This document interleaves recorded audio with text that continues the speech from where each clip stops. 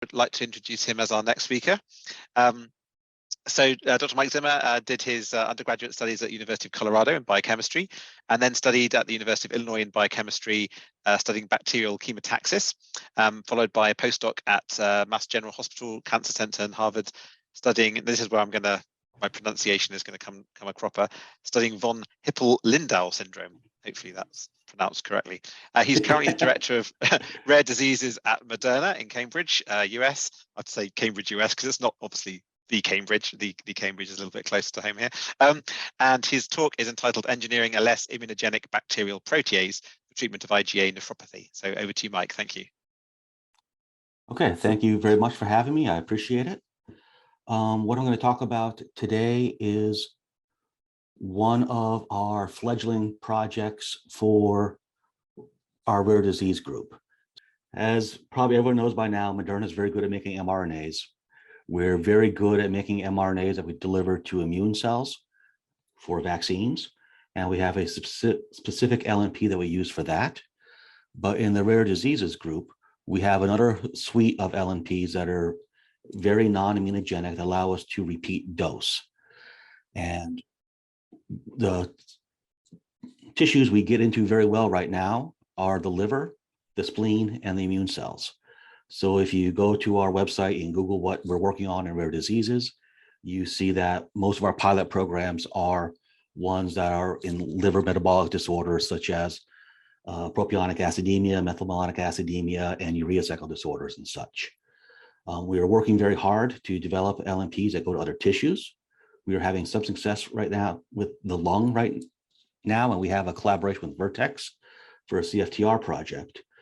But until we can figure out technically how to get our LNPs delivered to all these other tissues, we are trying to expand out what we can do with liver-mediated delivery of our therapies.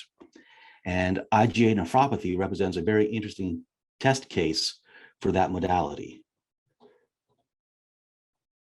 Is this advancing at all? No, sorry, it's not. Oh, there it goes. This takes a while. There we go. That works. Okay.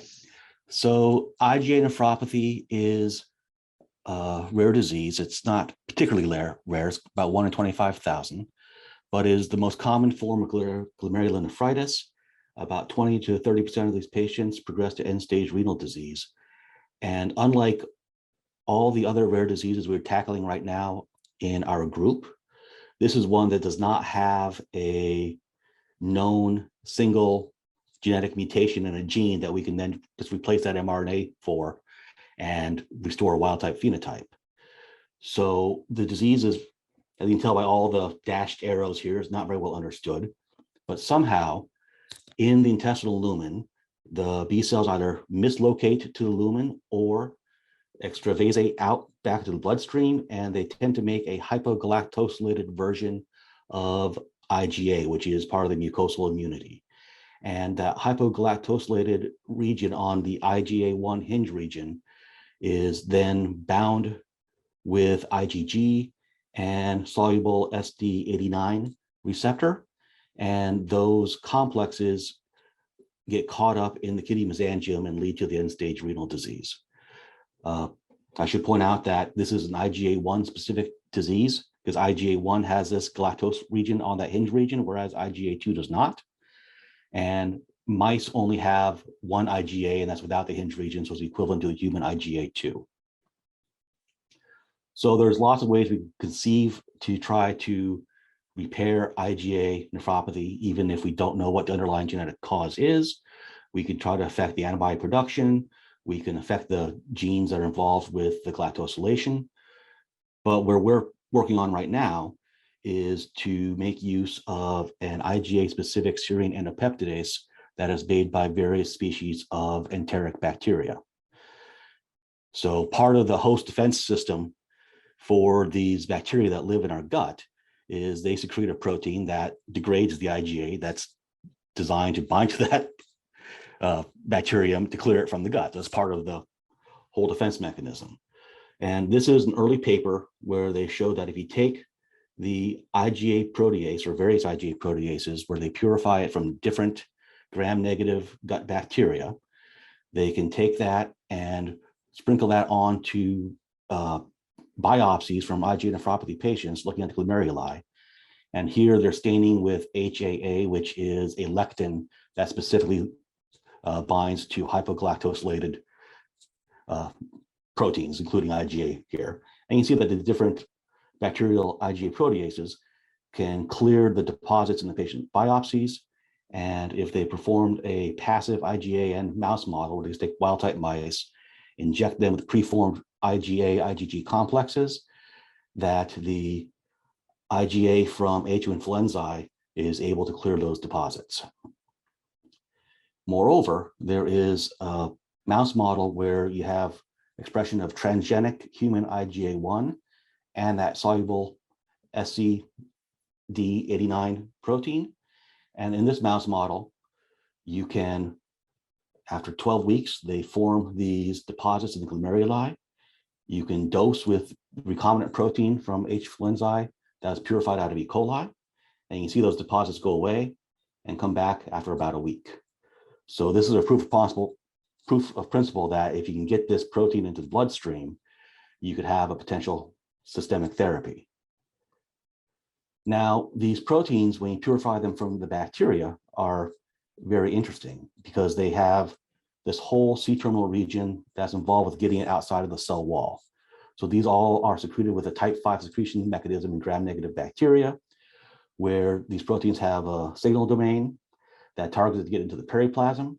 And then you have this autotransporter beta barrel that buries itself into the cell wall and strews the proteins out back asswards from the C to the N direction, and then cleaves it to make the secreted protein. And it's not necessarily apparent that if you try to force this to secrete a protein using a eukaryotic system, that the protein is going to fold correctly.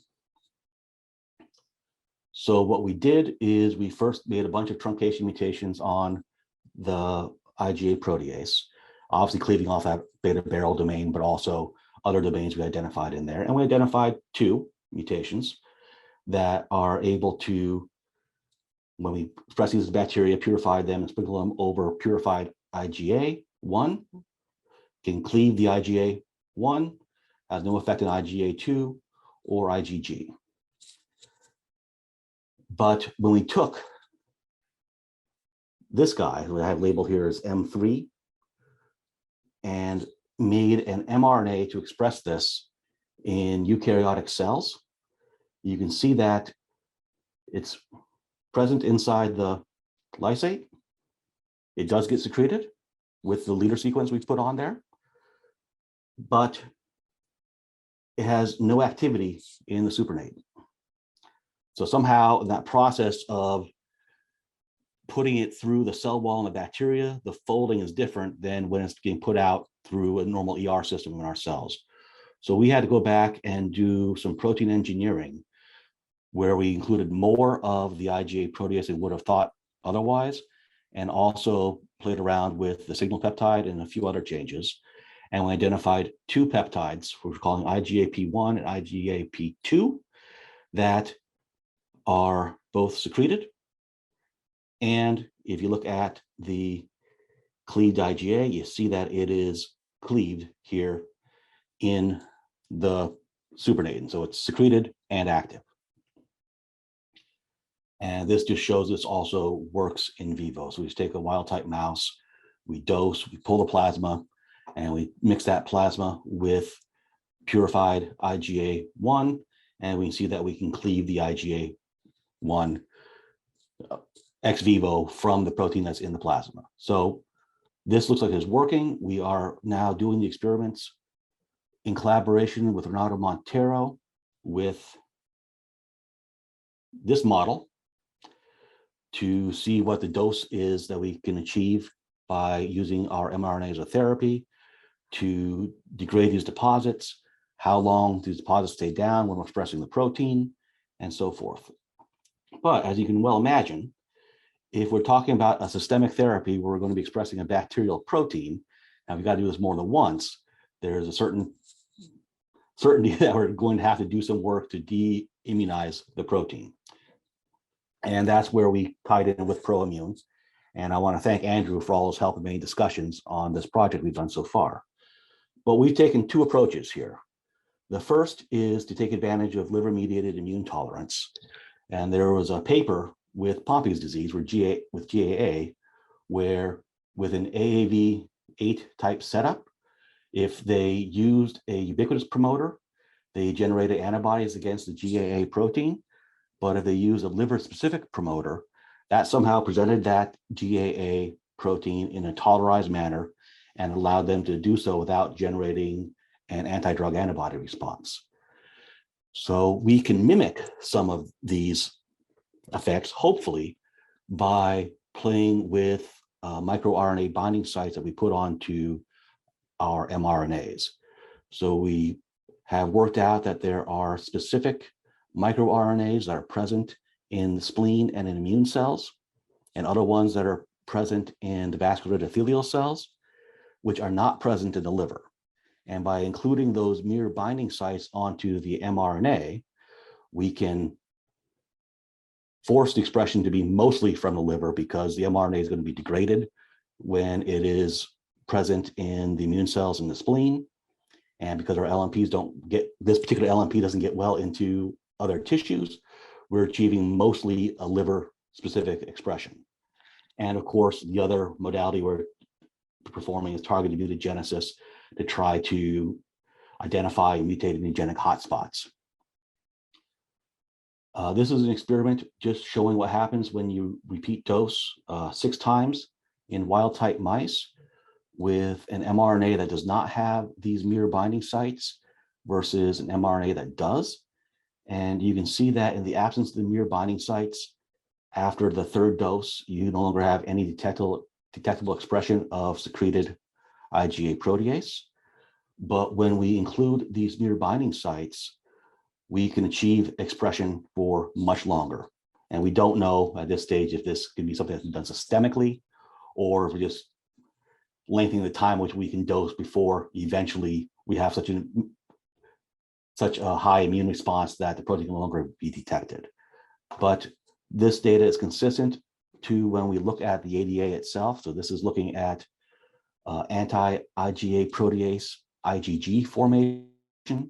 And you can see in red is the antibodies against the IgA protease when it's expressed from an mRNA that does not contain those microRNA binding sites. Whereas in green is some detectable, but not nearly as high level of the IgG when the IgA protease is expressed from an mRNA that contains those microRNA binding sites. So the next phase that we're working on is, again, working with ProImmune. I just stole this from your website. And Andrew, you've already talked about this already. So we are focusing our work here on the CD4 positive cells and the MHC2 class, because this is a secreted protein. So we don't believe it has a high residency time inside the liver. So it's not going to be expressed much on MHC1 complexes, at least that is our running hypothesis. And our first thing we did is wanted to see what peptides are actually expressed on the MHC cells when you put them into this pool of PBMC donors, which Andrew identified that covers something like 95% of the population. And they generated a ton of data that ended up looking like this. This is for a series of peptides that are found to be identified when they do mass spec for the DR allele. And you can see you have some that are very highly represented across multiple alleles, whereas some are very poorly represented. And here's the histogram of the DR peptides. And you see we had about 30 of these that were identified. There were 7 that are identified with DP, and about 30 again that are identified with DQ. And this one, when we pulled out the top 30 of all of these with our cutoff of about 9 occurrences, just to give us a reasonable place to start. And I'm going to do a case example of what we're calling peptide 19 through the next 3 slides. And the first thing we had to do is we took the actual information of what the sequence was that was identified by mass spec in the various runs. And we took these overlaying sequences and identified a core motif of 14 to 16 amino acids and called that the peptide, in this case, peptide 19. So this is how we got to these peptides that we then went into the T-cell proliferation assay. And I will want to point out that in all cases, we're including a core sequence here that includes this isoleucine here that I've marked with an arrow. So we took these top 30 peptides and we ran the ProMap assay to look for CD4 positive T-cell proliferation. So there was a CD8 depletion step involved with this. Again, because we're looking at the immune response for secreted protein. And surprisingly to me, at least, these individual peptides were not particularly immunogenic. So these are all between 0 and 1. And this might be a reflection of the immunogenicity of the protein being the sum total of all these peptides being expressed on the MHC classes. Or maybe this IgA protease itself is not particularly immunogenic because it's evolved by nature to not trip an immune response because that's part of the bacterium's defense system against the host. But we did have ones that looked to be more immunogenic than others. And here again, I'm highlighting 19, and all the ones underlined are the ones that ProImmune pulled out as being the most likely to be immunogenic based upon the magnitude of the response and the number of alleles that, or the number of donors that responded. This is just a slide showing there was very little to no correlation between the presentation of a peptide on the MHC2 complex versus its immunogenicity as measured by the T-cell response. So these are separable things. And then the question is, with this information, how do we go about doing this targeted mutagenesis to try to de-immunize this protein? And we took advantage of this computer algorithm called the NetMHC PAN that is designed to predict epitopes on various proteins. Now, if we just take the entire IgA protease sequence and put it through this algorithm, you get hundreds of possibilities, and it's a big mess. And we wouldn't really know how to follow that to try to find out what we actually wanted to do. But since we've already limited this down to these 30 peptides, we wrote a subscript that allowed us to take the peptides, and again, this is peptide 19 as a case example, and put it through that NetMHC2 PAN and basically do an in silico alanine scanning mutagenesis approach on each of these peptides. And we did this with alanine, glycine, and all the amino acids here. And what you could see is at the elution rank score that this MHC2 PAN program puts out for what peptides are likely to be eluted versus the binding affinity score to be bound to the MHC2 complex, you can see that if we change this particular amino acid, this changes both the binding affinity score and the elution score. So that's the spot that we want to mutate on this peptide to try to make it less immunogenic. And we did this with all 30 peptides. And now we are going through the process of making mRNAs to express these proteins. These are all ones that have subsets of 3 or 4 of the substitutions we wanted to make. And for the most part, this protein is very plastic, and we were able to express them with these different subsets of mutations, and they were active. Obviously, one of the changes that we made in this particular protein rendered as it wasn't expressed very well. So we took this guy, we broke it out and tested those particular amino acid substitutions individually. And when we look at where we're at now, we have shown that we can change what we think is a causative amino acid that promotes the immunogenicity of each of these peptides. And all the ones that were flagged by ProImmune as potentially being immunogenic, we can make and still have activity. There were a couple that we could not, that were trying alternate alternate substitutions right now. And we're finishing this up, and we are now combining all of these substitutions to hopefully make that less immunogenic version of the protein. And we are going to take this and we're going to put it back through our mouse model to see if that helps us to be able to repeat dose. If that works, that's great.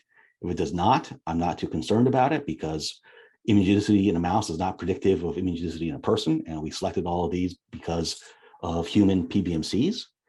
But we'll also take the final protein versus the original protein, and we will put it through the ProCern assay, where we take the T cell proliferation measurement of those two proteins.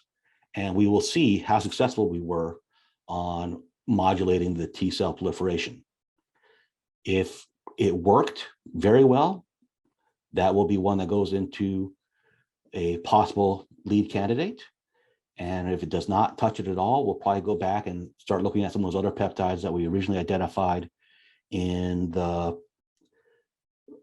MHC2 complex map, and go through this iteratively until we get our best shot on goal with a combination of the mirror binding sites and mutations that we believe are going to make it less immunogenic, to hopefully have what we envision as a systemic therapy for these patients with IgA nephropathy, where we can degrade these deposits by dosing periodically so that they avoid end-stage renal disease.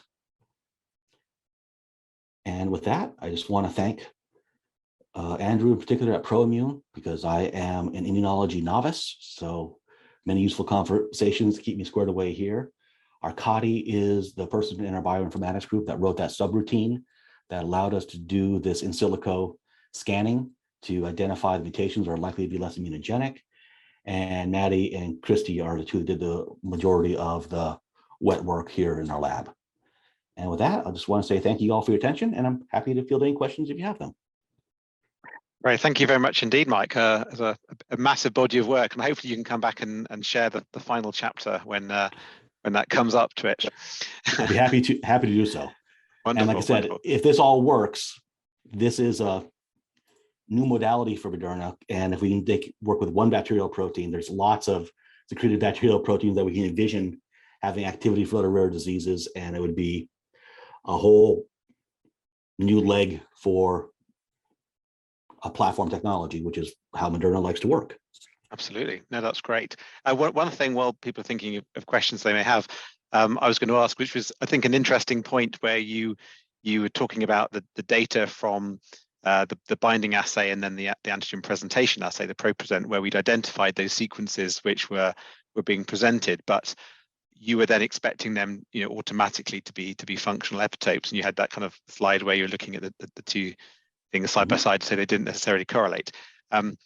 It's interesting because I think sometimes we see a slightly different take on that, but it's true that ultimately for there to be a functional T cell epitope, it has to be presented in the first place. I mean, clearly you can't have an epitope that's not being presented, but there are certainly situations whereby, again, in the analysis that's being done here, you don't necessarily always see that the peptides that are presented are always functional. That's true. There's also an interesting set of data that was published by FDA end of last year by Zubin Sorna, where he was looking at CRISPR-Cas9 bacterial proteins, and specifically looking at the proportion of peptides that were presented in the antigen presentation assay and compared that to the T cell proliferation assay. And I think about 85%, if I remember from memory, about 85% of the peptides that were presented were shown to be functionally relevant. But still, there's 15% that are not. But you're doing exactly the right thing. And I think I hadn't seen the use of the NetMHC2 pan algorithm used in that particular way with the scanning. I thought that was particularly interesting to see how you'd kind of use that in that context. So yeah, that was very cool. And so, it's also possible that the poor correlation is the fact that none of these peptides were particularly immunogenic in the first place. Exactly. Right? So it's a low level of immunogenicity that certainly in a mouse makes it so we can't repeat dose. Yeah. So changing that sort of lower still should help. Yeah, definitely. Great. So anybody got any other questions? You want to raise your hand or type it in the chat? It's very quiet today. Right, okay. Doesn't look like there is. No. Okay, well, thank you very much indeed, Mike. We really appreciate you joining us, and yeah, good luck with the rest of the work. Thank you.